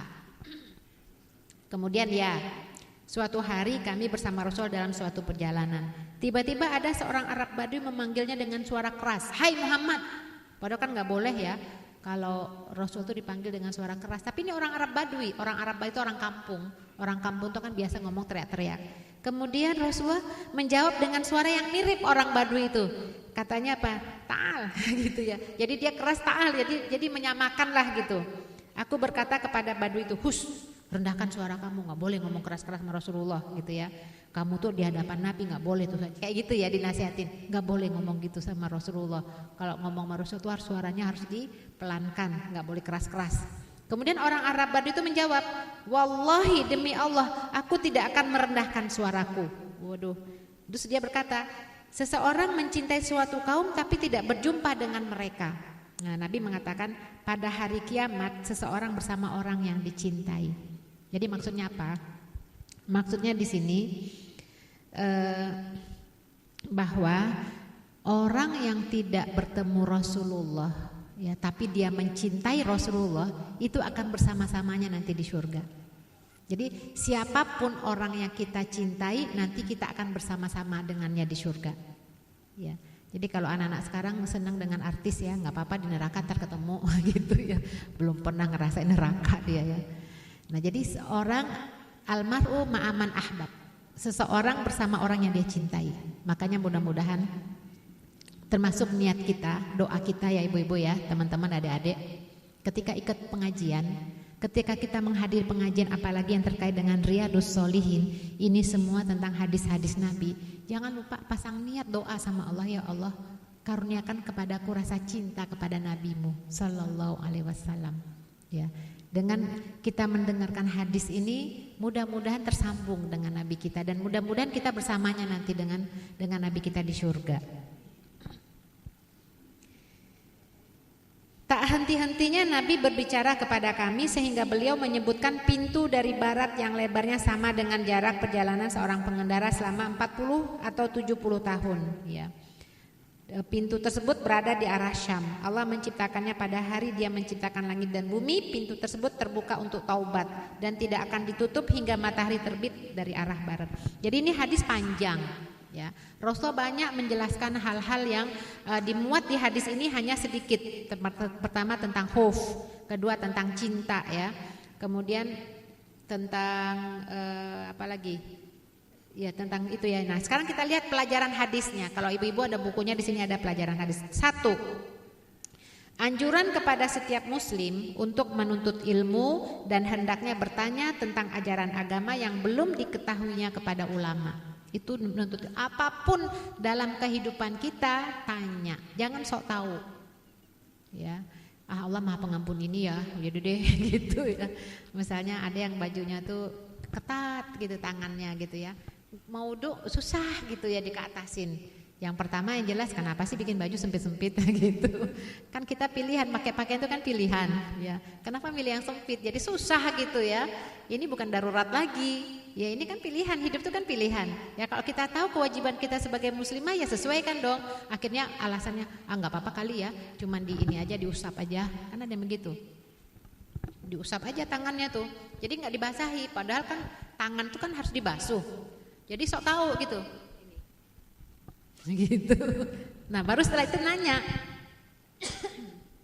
Selama ini dia mengusap tangannya. Nah, baru nanya, boleh enggak? Saya tuh wudhu karena baju saya sempit. Akhirnya diusap di atasnya. Ya, itu sebenarnya sebelum beramal berilmu dulu. Al ilmu qoblal amal. Berilmu dulu baru beramal. Jadi bukan amal dulu baru ilmu ya. Jadi tanyalah hal apapun dalam masalah agama. Tanya, jadi jangan merasa sudah tahu atau baru dapat dari satu ulama misalnya. Itu ketika mendengarkan dari ulama yang lain yang berbeda, itu jangan langsung antipati. Wah itu gak benar, yang benar ini gak bisa. Kita harus mendengar dari para ulama. Karena yang namanya fikih pasti ada perbedaan pendapat. Nah kalau kita sudah dengar pandangan ulama ini begini A, pandangan ulama ini B, kita tahu oh ternyata ada perbedaannya. Ya sudah, kita mau yang ngambil yang ini saja deh. Tapi kita menghargai perbedaan yang lain. Jangan dianggap tuh salah tuh keliru, gak boleh. Karena yang namanya fikih itu gak bulat ya. Ada perbedaan pandangan dan itu diakui dalam Islam. Ya, yang salah itu adalah menyalahkan orang lain. Kalaupun kita berbeda silakan. Apalagi kemarin ya, kurban, hari raya. Ada yang ikut pemerintah, ada yang ikut Saudi. Ya, alasannya kan haji itu di Arafah. Ya udah di Arafah dong patokannya tuh. Arafah di sana, kita di sini puasa. Ya silakan kalau ada pandangan seperti itu. Tapi jangan salahkan pandangan yang lain yang mengatakan bahwa puasa Arafah itu bukan tergantung jamaah haji di Arafah. Puasa Arafah itu tergantung tanggal 9 Zulhijjahnya. Nah, mereka kan masing-masing punya dalil. Karena dulu pernah ada kok 40 tahun lamanya enggak pernah ada haji di Arafah. Masing-masing punya dalil. Tinggal kita mengakui oh ya udah. Artinya kita cari ilmu, kita dapat ilmu. Ketika ada perbedaan ilmu tersebut, ya nggak usah disalahkan, itu ya. Itu yang pertama. Yang kedua, diperbolehkan mengusap khuf bagi musafir, diperbolehkan hingga 3 hari 3 malam. Sedangkan bagi yang tidak musafir diperbolehkan selama 1 hari 1 malam. Jelas banget. Nah sekarang, tapi ini kan darurat gitu Bu ya. Daruratnya kenapa ya? Sebenarnya at-taqwa hahuna. Takwa itu ada di sini. Kan sebenarnya kita pakai kaosnya gampang banget pakai kaos kaki ya, buka. Kalau disebut khuf itu dulu di masa dulu tuh saking panasnya luar biasa atau saking dinginnya luar biasa. Jadi kalau dibuka panas banget apalagi di Saudi ya. Itu kalau apalagi musafir. Ngebayangin enggak Bu, musafir itu enggak pakai mobil enggak ada AC-nya. Musafir dulu pakai apa? Naik unta, naik kuda. Sekarang aja jemaah haji kalau nggak salah terakhir saya dengar suhunya 53 derajat ya Bu. Itu yang meninggal tuh sampai tergeletak begitu ya Allah. Bisa ngebayangin lah daerah itunya. Makanya ketika pakai khuf itu kalau dibuka dalam perjalanan 3 hari itu sakit ya udah cukup di ini aja diusap. Nah kalau tidak kemana-mana ya 24 jam, 1 hari di situ ya. Selama 1 hari 1 malam itu tidak dibuka, bisa diusap. Tapi ketika memakainya dalam keadaan berwudu. Nah sekarang kita rasanya apalagi punya hotel ya, apalagi di luar ya, buka aja. Insya Allah ketika kita berwudu di waktu sulit itu pahalanya itu besar ya, karena Allah mencintai kita dengan beribadah memaksakan diri itu ya. Jadi beribadah ketika sulit itu pahala, itu ya. Itu yang kedua. Yang ketiga, syarat diperbolehkannya mengusap khuf adalah khuf yang dikenakan itu suci saat mengenakannya, orang tersebut dalam keadaan suci, menutupi kedua mata kakinya, bisa dipergunakan untuk bepergian, dan mengusap khuf merupakan pengganti membasuh kaki pada saat wudu. Sementara itu pada saat mandi wajib atau mandi junub khuf harus dilepas. Jadi ya kaos kaki cukup lah, tapi yang tebal ya Bu ya, bukan yang yang tipis ya, yang betul-betul bisa menutupi, yang tidak membayangi itu ya. Memang kaos kaki itu ada yang tipis tembus pandang ya, ada yang tebal. Yang keempat, berlaku sopan kepada para ulama dan orang-orang soleh. Di antaranya adalah dengan merendahkan suara di majelis ta'lim ya. Rasanya enggak etis kalau sampai ulama dimaki-maki walaupun hanya dengan tulisan. Ya Allah, sekarang kan pertentangan antara ulama, terus kemudian hujatan-hujatan, enggak omong sih tapi tulisan bacanya, ya Allah kok begitu ya. Ulama apa nih kayak begitu, astagfirullahaladzim, ini bahaya banget tuh ya. Orang-orang yang mencela ulama.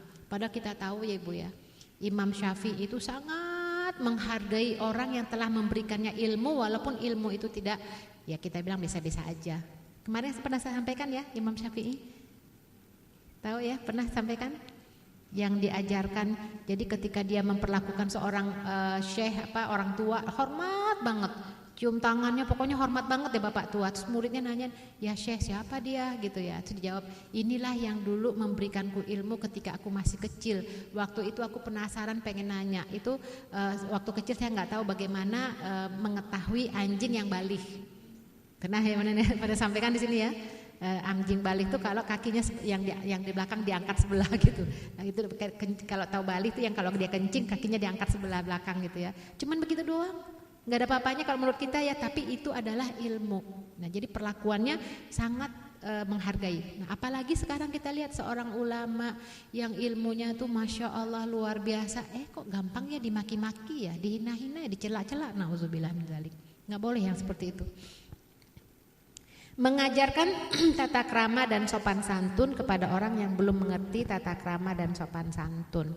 Kemudian kelembutan, kebaikan sikap dan cara Rasulullah memperlakukan orang lain sesuai dengan ilmu dan kemampuan mereka adalah sikap yang harus dicontoh oleh umatnya. Anjuran untuk senantiasa mendekati dan mencintai para ulama serta menjauhi orang-orang yang tidak baik. Cinta menjadikan seseorang menuruti kemauan orang yang dicintainya. Seorang muslim harus selalu menumbuhkan harapan di hati orang lain dan memberi nasihat dengan cara yang baik. Rahmat Allah tidak terbatas, di antara bentuknya adalah memudahkan jalan menuju hidayah dan membuka pintu taubat. Masya Allah, ini hadisnya panjang, kemudian penjabaran juga panjang. Nah baik. Kemudian hadis tentang taubat ini membahas tentang satu orang yang telah membunuh 99 orang.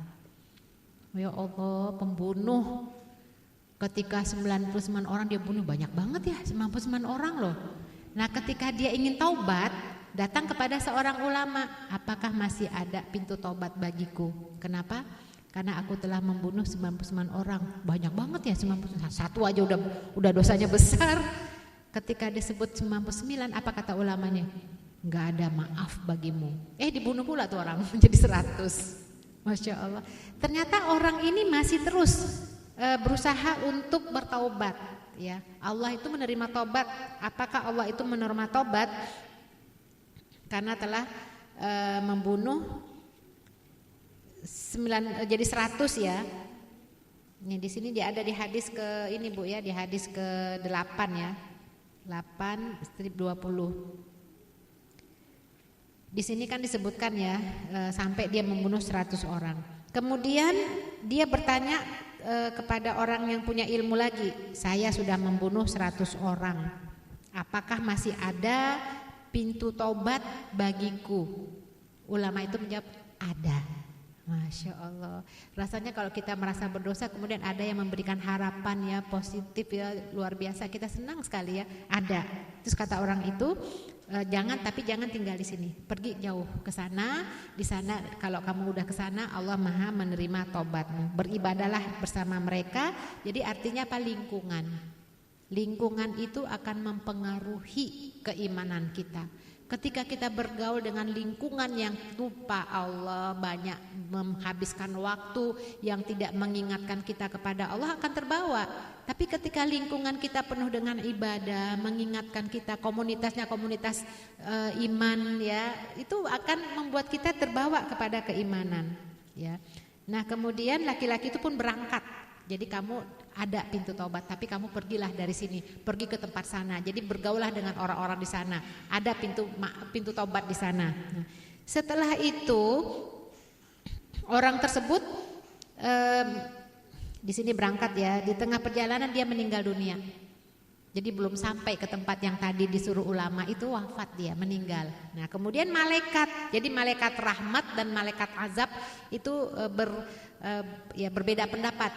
Ini orang, dia kan sudah membunuh 100 orang. Wah, berarti dia tuh masuk neraka. Ya, walaupun dia tuh punya keinginan mau tobat, pokoknya dia tuh masuk neraka. Ini dia belum beramal soleh nih, udah bunuh 100 orang. Malaikat rahmat mengatakan, tunggu dulu, betul dia sudah membunuh 100 orang, tapi kan dia pengen taubat. Kan dia sudah ke sana, tapi memang takdirnya, ajalnya, berarti dia masuk ke surga. Wah, itu akhirnya istilahnya berjadal ya, bertengkar kalau di sini ya. Jadi malaikat rahmat dan malaikat azab bertengkar memperebutkannya. Kemudian malaikat rahmat berkata, dia telah datang dalam keadaan bertobat, hatinya tertuju kepada Allah, karena itu dia adalah bagianku. Sementara malaikat azab berkata, dia belum melakukan kebaikan sedikit pun, karena itu dia bagianku. Masya Allah, malaikat aja bertengkar ya.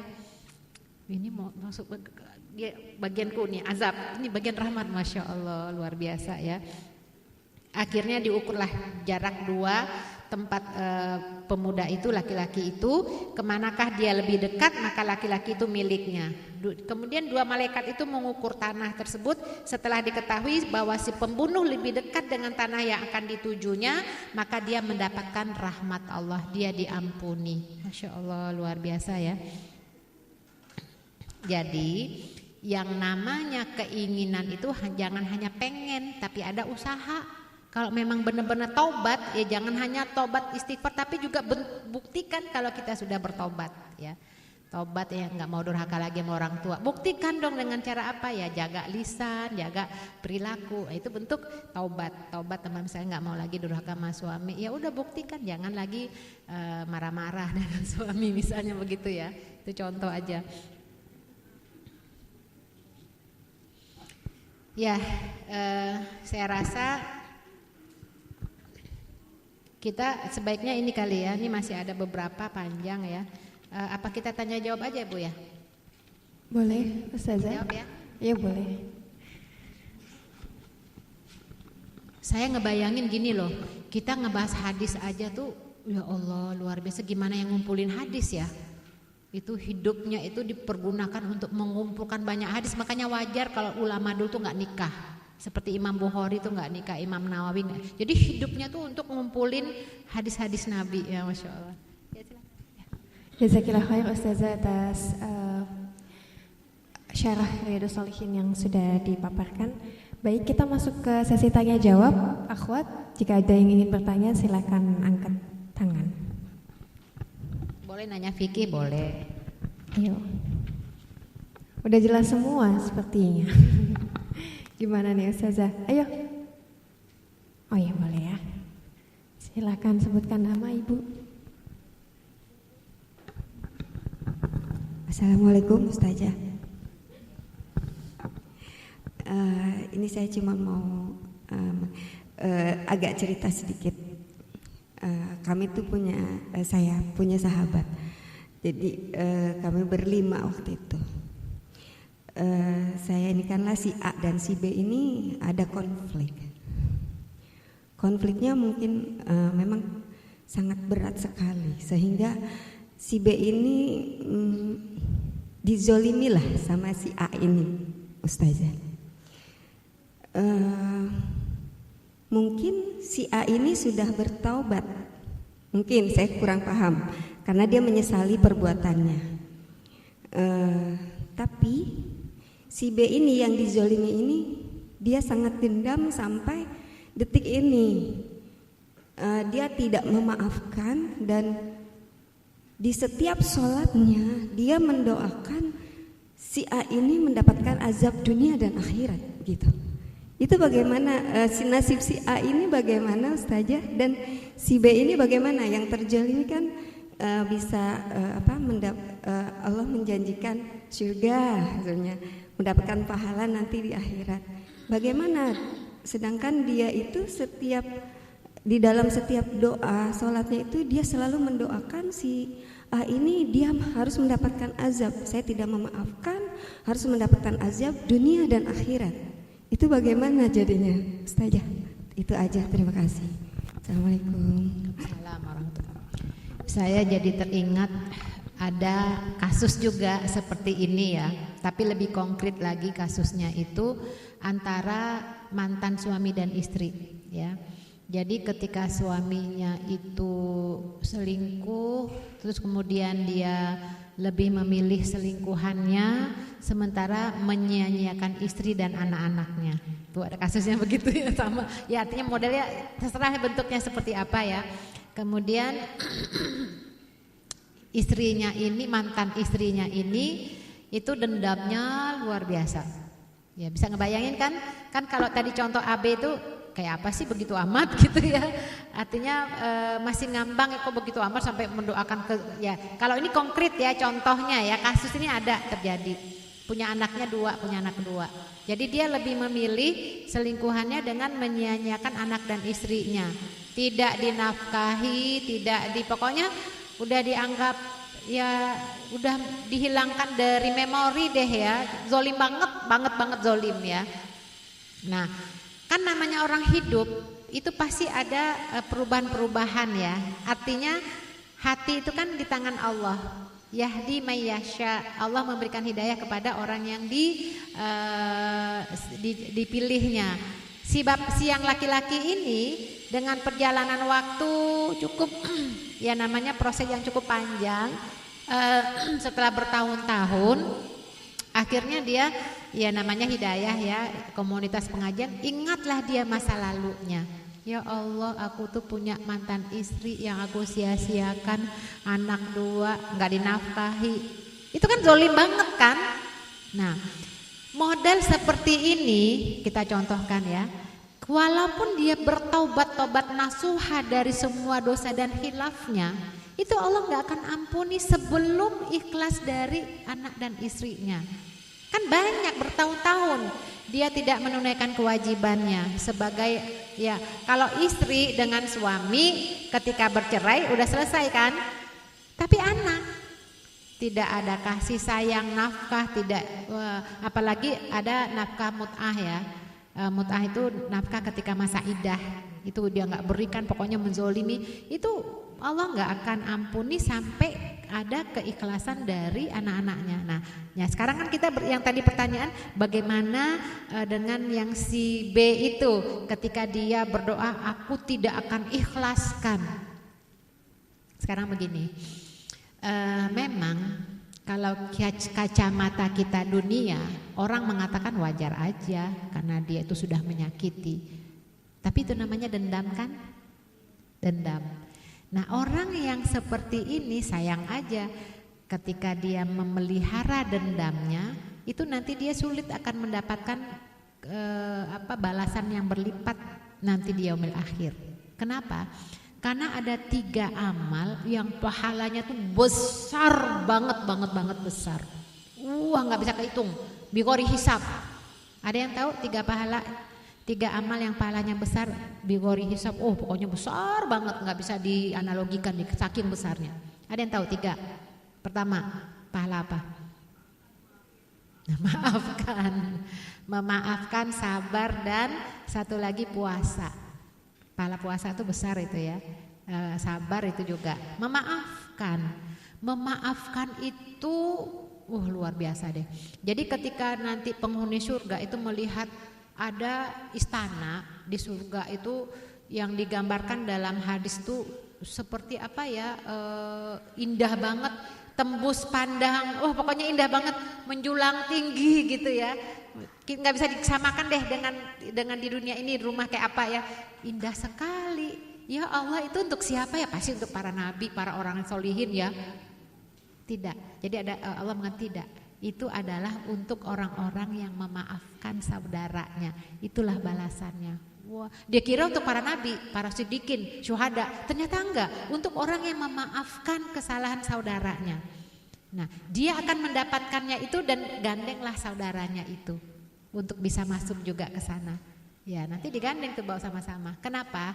Karena nanti dia berakhir, apalagi di surga enggak ada lagi rasa benci, dendam, dengki, udah nggak ada lagi, ya nggak akan lagi. Wah, nanti gimana ya, nggak ada. Apalagi ngomongin laki-laki dapat 70 bidadari, enak banget ya kita, nggak ada lagi tuh, nggak ada lagi nanti di surga tuh kita nggak merasakan itu. Jadi memaafkan itu memang berat, tapi peluang dapat pahalanya banyak. Nah sekarang tinggal pilihan, kita milih yang mana. Kalau si B itu dengan dendamnya itu pilihan dia. Artinya ya kasihan aja tuh yang si A ya memang mendapatkan ya didoakannya. Jadi terus kemudian sikap si A gimana dong karena dia tidak dimaafkan. Ya kita bisa berikan masukan kepada si A, doalah kepada Allah agar pintu hatinya dibuka oleh Allah. Gitu ya. Nah sama kayak kasus tadi ya, si anaknya itu dendam banget sama ayahnya. Apalagi lihat ayahnya tuh sukses, bahkan anaknya gak diaku. Kan ada yang kasus gitu ya, setelah sukses si bapak ini dengan keluarganya yang baru gitu ya, dia ngelupain istrinya yang pertama dengan anak-anaknya, bahkan nggak ngakuin anaknya itu sebagai anaknya karena malu atau bagaimana lah. Ya kita sebagai pihak luar, kita kan ingin kebaikan, karena orang yang mengislah, orang yang bertengkar, orang yang berjidal, orang yang bermusuhan itu pahalanya besar. Apalagi sampai mereka itu jadi baikan. Nah pahala itu lebih besar daripada pahala sholat, sodakoh ataupun puasa. Itu besar loh. Jadi bukan untuk menganjurkan mereka itu bertambah bermusuhan, enggak.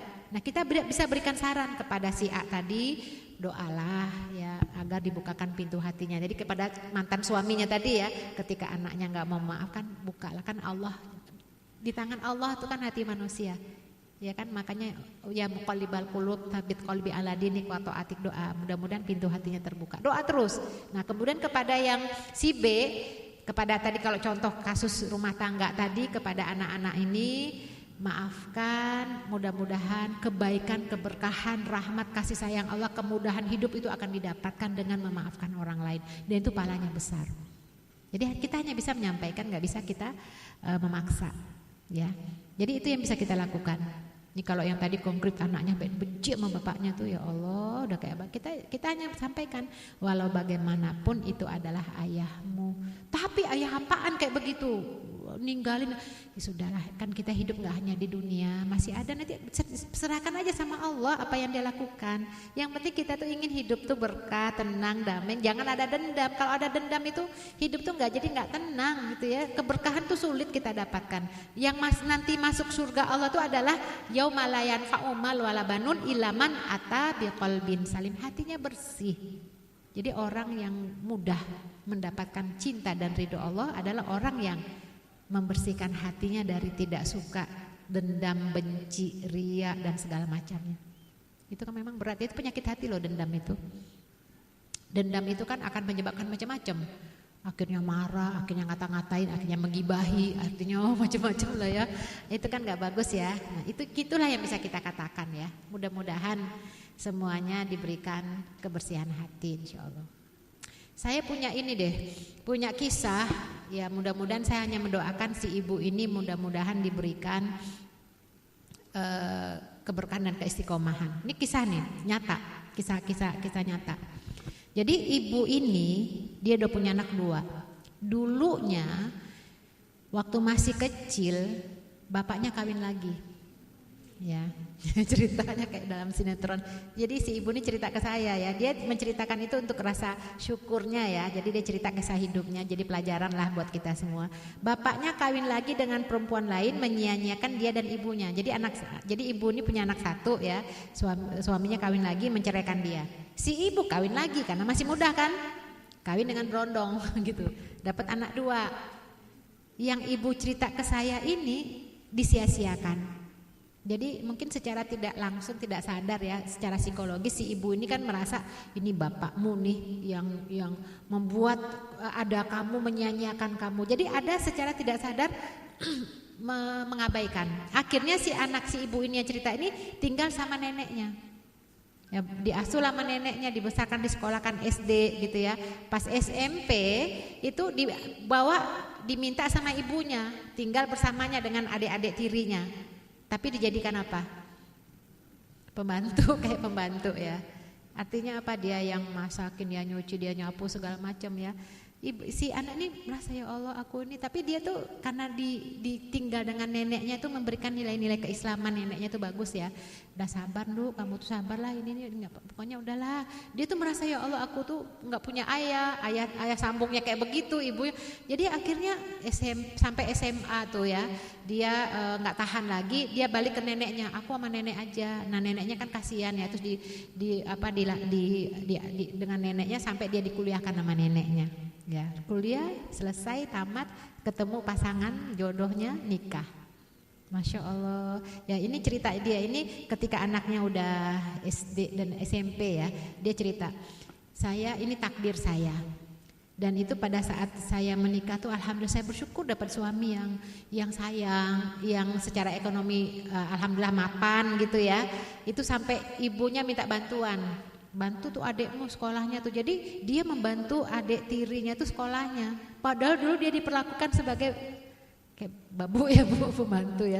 Tapi dia bantuin sekolah adeknya. Kemudian dia waktu itu mau mengumrohkan ibunya. Padahal dulu, jadi artinya apa? Ini ibu ini dengan asuhan neneknya yang makanya penting ya, lingkungan itu nenek itu bagus ya. Itu rasa dendam, rasa marah itu terkikis habis. Karena memang sudah dipenuhi dengan nilai-nilai tarbiyah dari si nenek ini. Jadi nggak ada lagi dendam, dan dampaknya pahalanya cash di dunia ini. Allah berikan dia pasangan yang soleh.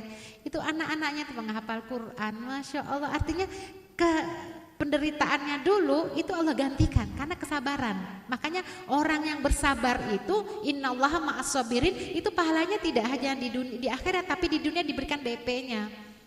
Dengan rezeki yang dia tuh nggak kerja, suami bilang udah bunda anak-anak aja, itu suaminya sayang sama anak, udah bantu aja. Jadi suaminya ikut mendukung istrinya untuk berbakti pada orang tuanya sampai diumrohin ya. Nah terakhir katanya dia cerita bapaknya itu sakit, kemudian ditinggal sama istri mananya. Masya Allah. Jadi ya sudah sekian puluh tahun gak bertanggung jawab. Kan biasa ya kalau anaknya itu kan biasa orang tua nyari lagi. Kan biasa gitu ya. Anaknya udah berhasil, orang tuanya yang dulu mengabaikan, yang ngaku-ngaku orang tua. Kan banyak kejadian begitu ya, datang minta. Ya biasalah, datang bapaknya tuh dan segala macamnya dalam kondisi sakit, ditinggal sama istrinya dalam keadaan sakit ya, sakit parah. Itu apa kata si ibu ini? Bapak mau tinggal sama saya, nanti saya urus. Masya Allah, luar biasa itu. Kalau dendam, tuh makanya rasain lu. Lu gua ada masih kecil lu gak pernah. Gitu kan dendam kan? Tapi tidak. Jadi karena ini masalah pemahaman agama sebenarnya. Tapi si bapaknya malu hati. Jangan malu. Jadi dia tetap ditinggal di rumahnya, tapi anaknya kadang-kadang makanan dikirim. Dia ditinggalkan sama istri sama ininya, sama anaknya. Jadi karena ya itu kan artinya di sini apa? Setiap apa yang kita lakukan pasti akan Allah balas. Siapa yang menanam dia menuai. Kalau kita menanam kebaikan, kita akan dapatkan kebaikan itu. Kalau kita menanam kejahatan, Allah akan balas. Nah makanya tadi bentuk rasa syukur ibu tadi, walaupun masa lalunya itu suram, insya Allah dia tidak samaan. Karena dia tahu bahwa hidup kita tidak selamanya di dunia ini. Dan dia bersyukur dapat suami yang sayang, anak-anak yang soleh, apalagi gitu kan, insya Allah. Ya begitu barangkali ya kehidupan kita. Sudah jelas Ibu. Ya, terima kasih ya atas pertanyaannya. Baik, apa ada yang ingin bertanya lagi? Mungkin satu pertanyaan terakhir. Boleh, kakak? Ada yang ingin bertanya lagi? Kayaknya sudah cukup jelas ya Ustazah. Baik, untuk sebelum kita mengakhiri, izinkan saya membacakan sedikit poin-poin ya. Pada hari ini yaitu mengenai taubat, syarat-syarat daripada taubat yaitu yang pertama menyesali perbuatan dosa, kedua menghentikan kemaksiatan, dan ketiga bertekad untuk tidak melakukan dosa itu lagi. Nah, dosa terhadap Allah sebesar apapun jika kita bertaubat insya Allah akan diterima oleh Allah. Dosa terhadap manusia akan diampuni apabila manusia yang dizolimi tersebut telah ridho dan memaafkan dengan apa yang telah diperbuat. Allah akan menerima taubat hambanya sebelum matahari terbit dari barat. Ini ya Ustazah, betul. Apabila matahari sebelum terbit dari barat, insya Allah Allah masih menerima taubat hambanya. Jangan mencoba-coba menuju tempat maksiat, karena amal itu tergantung pada perbuatan terakhir yang dilakukan. Berilmulah sebelum beramal, dan lingkungan akan mempengaruhi keimanan kita. Baik, sebelum kita menutup, ada sedikit info untuk kajian selanjutnya. Insya Allah Ustazah Herlini Amran akan bisa di tanggal 13 Juli ya, paling dekat Ustazah. 13 Juli. Ya. Jadi untuk di bulan Juni ini yang terakhir kajian rutin hadis syarah Riyadhus Shalihin ya. Insyaallah kajian berikutnya pada Juli tanggal 13 di jam yang sama ya. Insyaallah kita mulai jam 9.30 on time. Dan ada satu kajian yang sebentar lagi ya mendatang insyaallah minggu depan yaitu daurah janaiz insyaallah pada tanggal 29 Juni hari Sabtu ya jam 9.30 sampai dengan selesai. Jadi akhwat fillah mohon disebarluaskan ya informasi ini. Boleh. Ibu siapa ya pembicaranya yang biasa? Ibu Siti kalau tidak salah. Nanti saya. Ya kan ada di ininya ya. Udah dapat belum flyernya yang kecil? Ya ada itu. Baik, sepertinya cukup ya. Oh ya, jika ada yang ingin membeli buku masih ada satu ya di depan 120.000 untuk jilid satunya. Nanti jika misalnya tidak cukup, minggu depan kami akan bawakan stok lagi. Ya, sepertinya kurang lebih segitu. Ustazah boleh bantu tutup doa? Ya, ibu-ibu ada yang hafal nggak doa sujud Nabi ketika sholat tahajud, ketika sujud? Doa yang dibaca, Rabbighfirli dzambi kullahu diqqahu wa jallahu wa awwalahu wa akhirahu wa alaniyatahu wa sirrahu. Itu ada 8 permintaan ketika tahajud lagi sujud. Ya Allah, ampunilah dosaku yang besar, yang kecil, yang tampak, yang tidak tampak, yang sengaja, yang tidak sengaja, yang zahir, yang batin. Masya Allah. Padahal Nabi gak ada dosanya loh. Maksudnya mengajarkan kita untuk selalu minta ampun kepada Allah terhadap dosa-dosa kita, yang sengaja, yang tidak sengaja, yang besar, yang kecil, yang zahir, yang batin, yang rahasia atau yang terang-terangan. Nauzubillah, mudah-mudahan Allah lindungi kita ya. Terakhir ikuti saya ya ibu-ibu ya, doa yang diajarkan oleh Syekh Mutawalli Sya'rawi. Allahumma harimni lazzata maksiatik warzuqni lazzata ta'atik. Artinya tuh, ya Allah, haramkanlah diriku untuk merasakan lezatnya maksiat dan karuniakan aku kelezatan ketaatan kepadamu. Masya Allah. Jadi dengan doa ini mudah-mudahan kita itu diharamkan, dijauhkan, dilindungi dari rasa lezatnya maksiat, dan kita diberikan karunia agar diberikan kelezatan untuk mentaati Allah, insya Allah ya.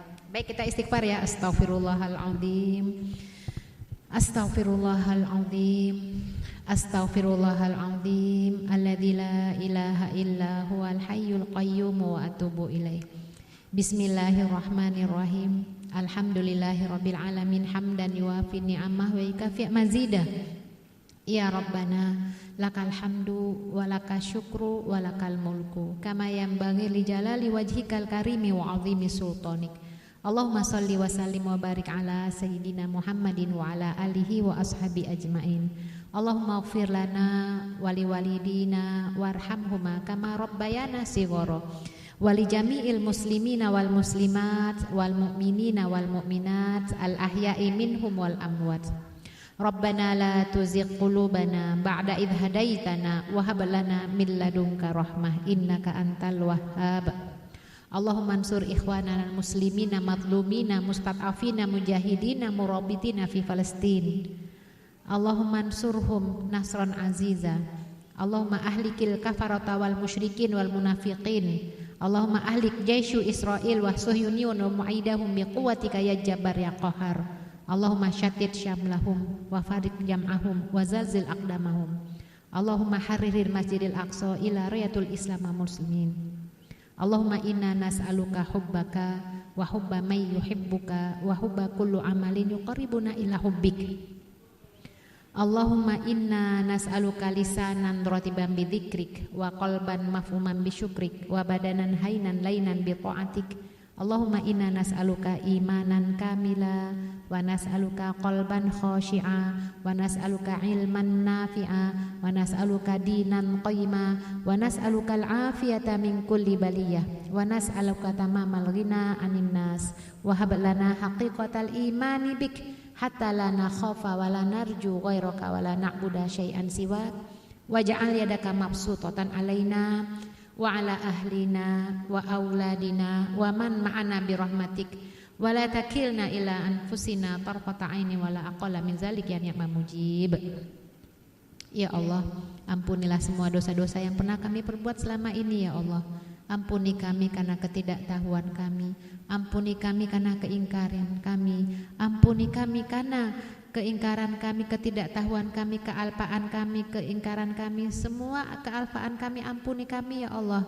Dari dosa-dosa yang kami perbuat selama ini sengaja atau tidak sengaja, besar atau kecil, rahasia atau terang-terangan, ampunilah dosa-dosa kami ya Allah, baik terhadap Engkau atau terhadap kedua orang tua kami, terhadap saudara kami, teman-teman kami, masyarakat, apapun ya Allah yang tidak kami ketahui ataupun yang kami ketahui, ampuni kami. Sesungguhnya Engkau Maha Pengampun lagi Maha Penyayang. Ya Allah, ampunilah dosa kedua orang tua kami yang telah membimbing dan merawat kami sejak kami kecil. Sayangi mereka ya Allah. Apabila saat ini telah tiada, ampunilah mereka ya Allah. Jadikan kuburannya raudhah min riyadil jannah. Terima amal ibadahnya semasa hidup dan kumpulkan kami kelak di surgamu bersamanya ya Allah. Apabila saat ini masih bersama kami kedua orang tua kami atau salah satu di antaranya, jadikan kami anak yang solihat ya Allah. Lindungi kami dari kedurhakaan. Bantu kami agar kami bisa memberikan yang terbaik kepadanya dan dapat menjaganya sampai akhir usia mereka ya Allah. Dan jadikanlah akhir kehidupan mereka kelak husnul khatimah. Ya Allah, sehatkanlah saudara kami yang sedang sakit saat ini. Bantulah mereka yang dalam kekurangan. Bantulah mereka yang dalam keadaan musibah, ujian, cobaan. Ya Allah, bantulah saudara-saudara kami yang membutuhkan bantuan-Mu. Kuatkan ukhuwah di antara kami. Hilangkan iri dengki di hati kami. Jadikan kami umat Islam yang satu ya Allah. Ya Rahman ya Rahim, mudahkan semua urusan kami di dunia dan di akhirat ini. Mudahkan kami dalam berbuat kebaikan ya Allah. Mudahkan kami untuk mendapatkan ridho-Mu. Mudahkan kami agar Engkau dapat mencintai kami ya Rahman ya Rahim.